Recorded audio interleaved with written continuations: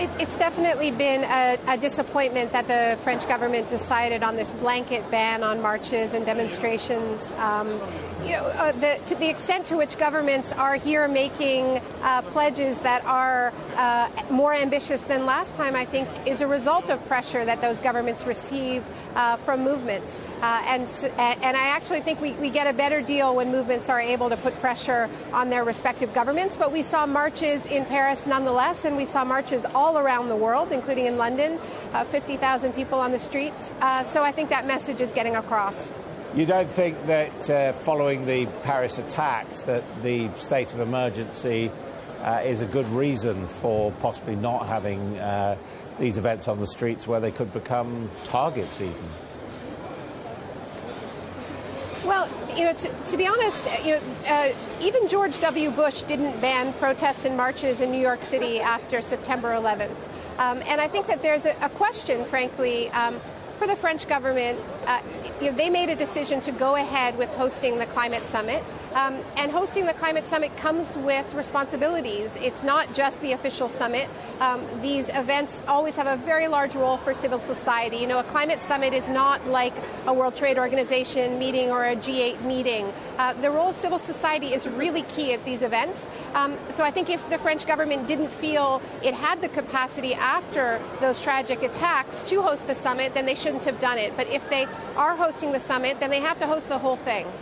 But as far as climate change issues are concerned, isn't, protest really a bit passé? I mean, we're in a sort of post-process age, aren't we, when we've got all these leaders coming to Paris, more than 100 countries making commitments on what they're going to do towards the goals.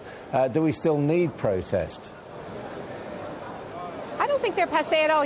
When President Obama announced that he was introducing the most emission reduction requirements on the coal industry, he said in his speech, our people have marched and we are listening, because just a few weeks earlier, 400,000 people had marched demanding climate action and climate justice on the streets of New York City. So I think demonstrations of all kinds have an impact. Shell pulled out of the Arctic in September after they faced protests in Seattle and in Portland, Oregon, that damaged their brand. President Obama, in his speech this morning, made reference to the fact that he had canceled a major fossil fuel project coming from a particularly dirty source of fossil fuels. That was a clear reference to the Keystone XL pipeline.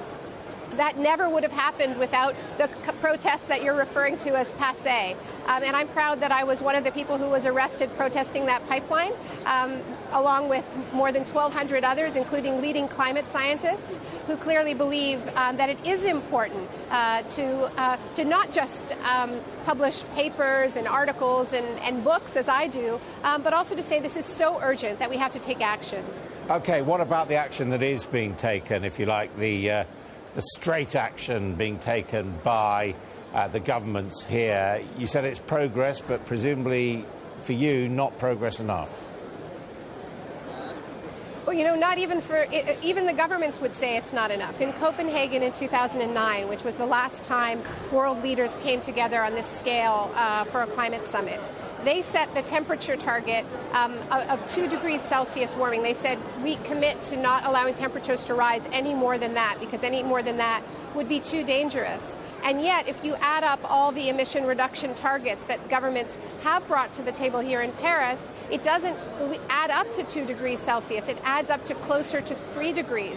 So by their own admission, they're not coming to the table with targets that are even in line with what they said the last time. And when they set that target, island nations said, this is too much warming. It's more than twice what we've already introduced. It threatens the very existence of island states. So even though I acknowledge that some of these targets are historic, they are still not enough, and we still have to be able to tell that difficult truth.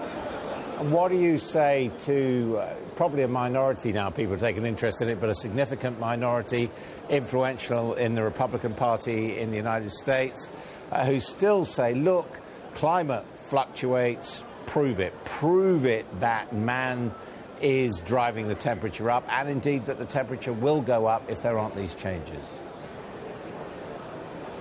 Well, I think it has been proven, and the overwhelming majority of climate scientists agree that this is happening. 2015 is shaping up to be the hottest year on record. 2014 was the hottest year on record. We are already seeing the impacts of climate change, and I think having this debate about whether this is real or not, is a distraction that we simply cannot afford.